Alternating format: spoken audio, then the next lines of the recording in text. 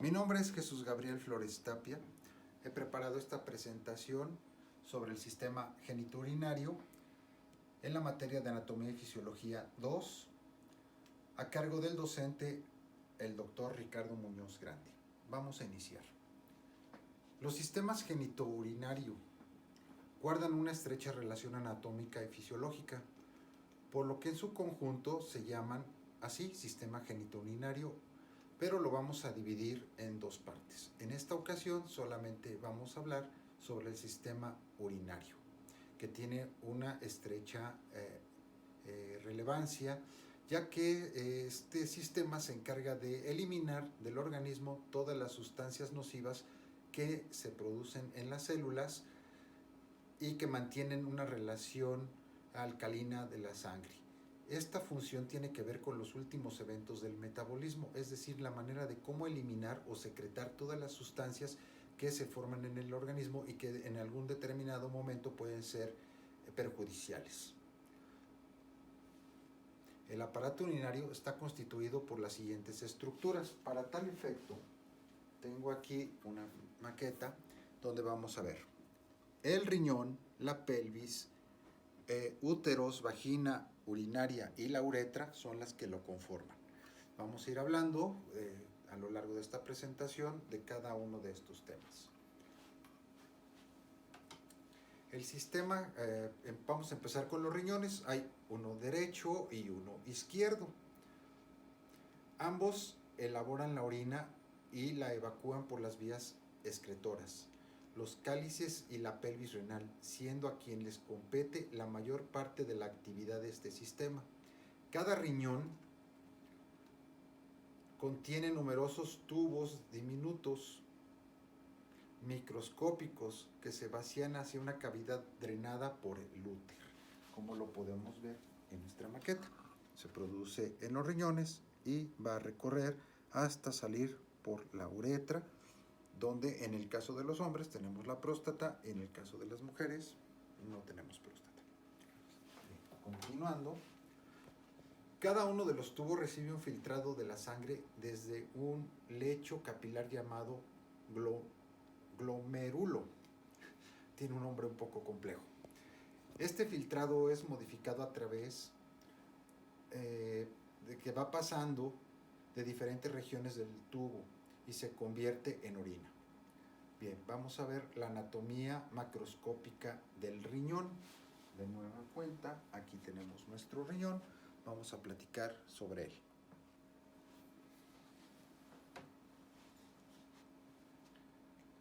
Se sitúa en los lados de la columna vertebral, a la altura de las dos últimas vértebras dorsales y las dos primeras lumbares. Los riñones son alargados y tienen una forma como de frijol. Su eje longitudinal es de arriba hacia abajo y de adentro hacia afuera, de tal manera que su polo superior está más cerca de la línea media, el inferior se separa por un poco más de la misma. El riñón derecho está a unos 2 o 3 centímetros más abajo del izquierdo, o sea, no son de todo simétricos al cuerpo, debido a su tamaño. La diferencia se toma a partir de la línea media vertebral. Se encuentran aplicados a la pared posterior del abdomen, por detrás del peritoneo, por delante de las costillas onceava y doceava y de la parte superior del cuadrado lumbar. El riñón mide 12 centímetros de longitud y 8 de ancho. Aquí no lo podemos hacer más claro. 12 centímetros por 8 centímetros. Y tiene un 4 centímetros de espesor. Aquí lo podemos observar en la maqueta que he realizado. Pesa aproximadamente 140 gramos en el hombre y 120 en la mujer. Y es de color café rojizo, como el que tratamos de simular aquí. Y es firme. Haciendo un corte longitudinal y medio de afuera hacia adentro, se observa una corteza renal o zona cortidial, lumbar renal de Bertin y médula renal o zona medular. El comienzo de la vía excretora está marcado por los cádices renales que transportan la orina entre las papilas y la pelvis renal. Aquí tenemos la pelvis renal también marcada, que está en la parte de acá adentro. Los riñones tienen una función importante, esto ya es dentro de la función de los riñones, que es eliminar del cuerpo, como ya lo había mencionado hace un rato, los materiales de desecho que se han ingerido o que han sido metabolizados. Una segunda función también es importante mencionar, que es para el control y volumen de la composición de líquidos. Otra función es el equilibrio del agua. Casi todos los electrolitos del cuerpo en equilibrio entre los ingresos que se encuentran en la ingestión y producción metabólica y la salida se debe a gran parte a los riñones. Esta función es regulada por los riñones. El riñón también realiza otras funciones como la excreción de productos metabólicos de desecho, la regulación del equilibrio hídrico y electrolítico, regula la presión arterial, regula los ácidos y bases y finalmente sintetiza la glucosa. Por otra parte, la nefrona es la unidad funcional del riñón responsable de la formación de orina. Cada riñón contiene más o menos 1 millón de nefronas. Cada nefrona contiene un penacho llamado glomérulo, por el que se filtran grandes cantidades de líquidos desde la sangre y un tubo largo en el que el líquido filtrado se convierte en orina en su camino hacia la pelvis del riñón. El glomérulo contiene una red de capilares que se ramifican. Comparado con otros capilares, tiene una presión hidrostática alta. Los capilares están revestidos por células y todo el glomérulo está cubierto por la cápsula de Bowman. El líquido filtrado fluye hacia la cápsula de Bowman y después hacia el tubo proximal.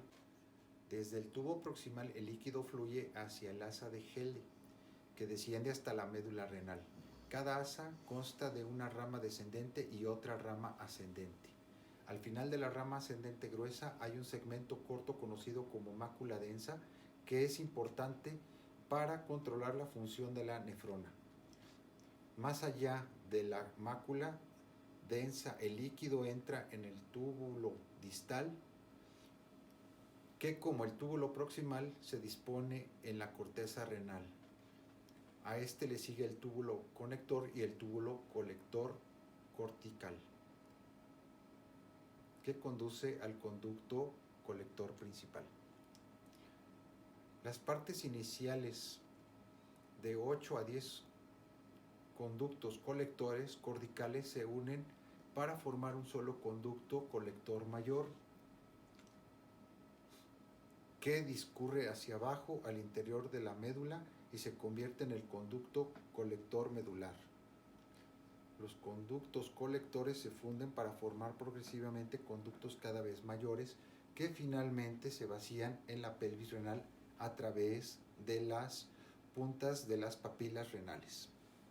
En cada riñón hay unos 250 conductos colectores muy grandes y cada uno recoge la orina de unas 4.000 nefronas.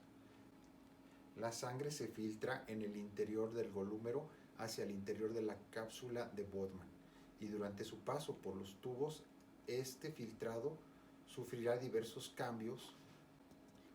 ¿Cómo ocurren dichos cambios? La fisiología de la neurona lo explica. La nefrona es la encargada de formar la orina. Este proceso comienza cuando una gran cantidad de líquido que casi no dispone de proteínas se filtra desde los capilares glomerulares hacia la cápsula Bowman. La mayor parte de las sustancias del plasma sanguíneo, excepto las proteínas, se filtran libremente de manera que su concentración en el filtrado glomerular de la cápsula Bowman es casi la misma que en el plasma. Conforme el líquido pasa a la cápsula Bowman, también pasa a través de los túbulos, se modifica la reabsorción de agua y los solutos específicos de nuevo hacia la sangre o por la secreción de otras sustancias desde los capilares petibulares hacia los túbulos. A continuación revisaremos el proceso en la nefrona, que es la formación de orina, la cual comienza con la filtración de grandes cantidades de líquidos a través de los capilares glorumentales hacia la cápsula de Wadman. Este líquido filtrado pasa por la cápsula antecitada hacia los túbulos de la nefrona. Durante este recorrido, el líquido surtirá cambios en su composición.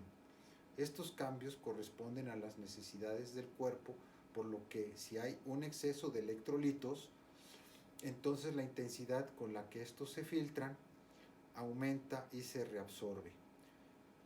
Una filtración menor, por lo que da lugar a una mayor secreción de orina. Los mecanismos de filtración y absorción, secreción y excreción se llevan a cabo en la nefrona. Y a continuación a la formación y eliminación de la orina. En resumen, el líquido que ingresa en la cápsula Wadman comienza a referirse como el filtrado, que es el líquido que deberá modificarse a medida que pase a través de los diferentes segmentos o barreras de filtración de los túbulos de la nefrona para convertirse en la orina. El retorno de las moléculas del filtrado desde los túbulos a la sangre se llama reabsorción.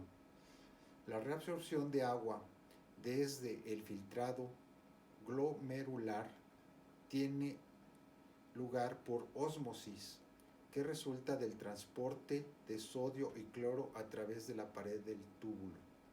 A medida que el líquido fluye a lo largo del túbulo y a través del túbulo colector, las células tubulares secretan hacia aquellas otras sustancias como desechos, fármacos e iones en exceso. La secreción tubular remueve sustancias de la sangre.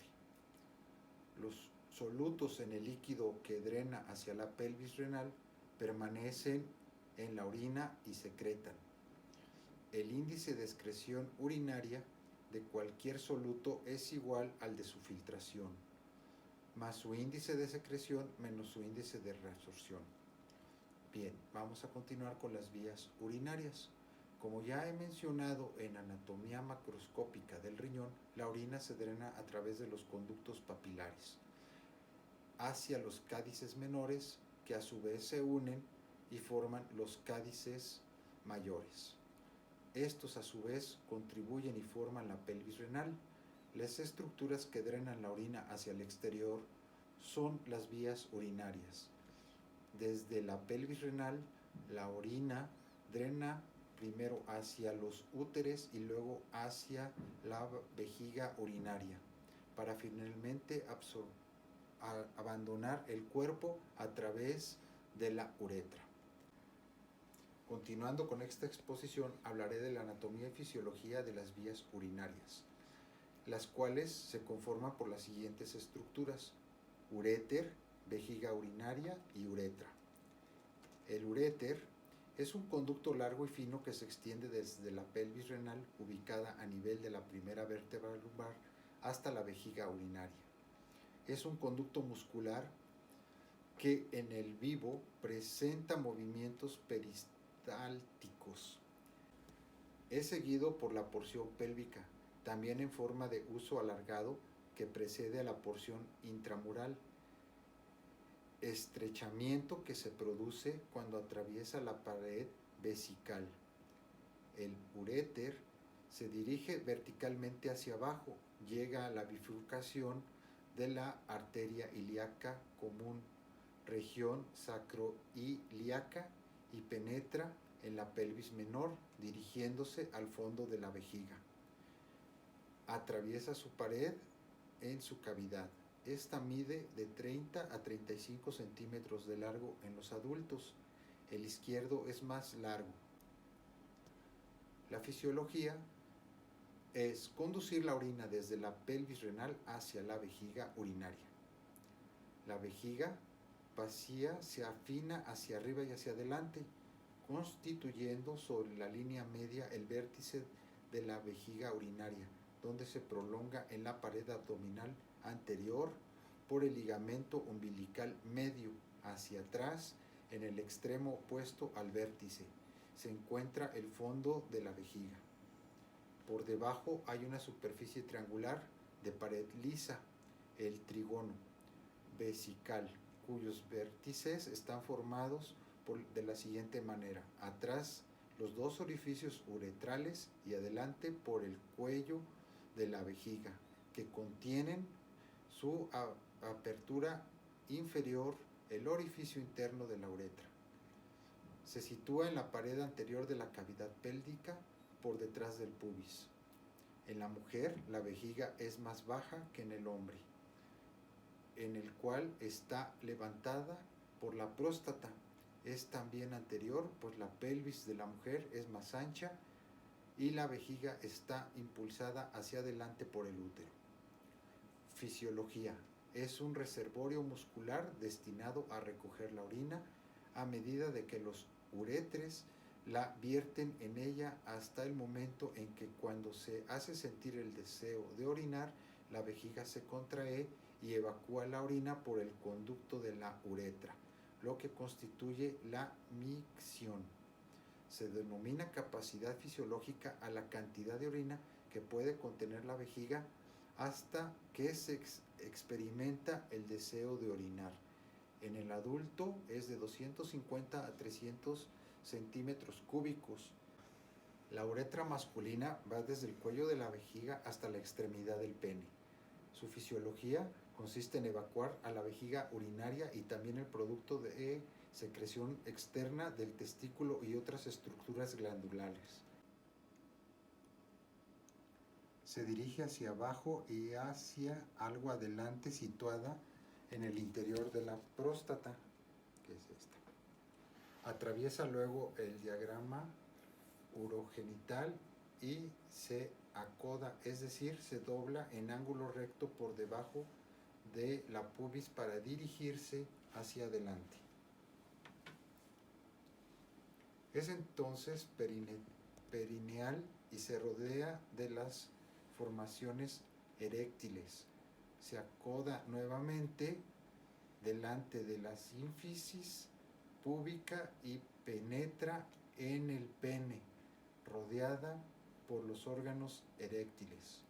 Se dirige hacia abajo para atravesar el grangle y abrirse en el orificio externo de la uretra. Las porciones de la uretra masculina son porción intramural o prostática, uretra prostática, uretra membranosa o porción intermedia y uretra esponjosa. La uretra femenina se extiende desde el cuello de la vejiga hasta la válvula. Es mucho más corta que la del hombre y es exclusivamente urinaria. Desde el cuello vesical se dirige hacia abajo y luego hacia adelante. Luego su trayecto es pélvico, atraviesa el piso perineal y se abre en la válvula por el orificio externo de la uretra. Mide aproximadamente de 3 a 4 centímetros de longitud. La fisiología es evacuar a la vejiga urinaria. Finalmente explico el reflejo de la micción. Es un proceso mediante el cual la vejiga urinaria se vacía cuando está llena. El reflejo miccional es todo el proceso nervioso que ocurre para llevar a cabo la micción. Primero, la vejiga se llena progresivamente hasta que la tensión en sus paredes aumenta por encima de un umbral, lo que se desencadena en el segundo paso, que es un reflejo nervioso llamado reflejo miccional, que vacía la vejiga. Si esto falla, provoca al menos un deseo de orinar. Cuando el reflejo miccional es un reflejo medular autónomo, centros presentes en la corteza cerebral o en el tronco del encéfalo pueden inhibirlo o facilitarlo. A medida de que se comienza a llenar la vejiga, aparecen muchas contracciones miccionales. sobrepuestas derivadas al reflejo distensión, iniciando por los receptores sensitivos de distensión en la pared de la vejiga. Cuando la vejiga está parcialmente llena, estas contracciones suelen relajarse. El músculo detrusor deja de contraerse y la presión vuelve a su valor basal. Una vez que se ha producido el reflejo miccional, pero no se ha vaciado la vejiga, los elementos nerviosos de estos reflejos suelen permanecer en un estado de inhibición durante unos minutos o hasta una hora o un poco más, debido a que aparecen otros reflejos miccional. A medida de que la vejiga se llena más a más, los reflejos miccionales son más y más frecuentes y poderosos. Una vez que el reflejo miccional es lo suficientemente poderoso, provoca otro reflejo que pasa a través de los nervios, llegando hasta el esfínter externo para inhibirlo. La micción puede ser voluntaria o involuntaria. Por ejemplo, de las involuntarias es en los bebés o cuando hay alguna patología y no se puede controlar el reflejo. La micción voluntaria inicia en primer lugar cuando una persona contrae voluntariamente los músculos abdominales, lo que produce que aumente la presión en la vejiga y permite entrar gran cantidad de orina en el cuello de la vejiga y en la uretra posterior bajo presión, lo que estira sus paredes. Esto estimula los receptores de distensión, lo que excita el reflejo miccional y a la vez inhibe el esfínter uretral externo. Se vacía toda la orina, dejando raramente más de 5 a 10 mililitros en la vejiga. Gracias a mis alumnos que estuvieron hoy conmigo en esta clase.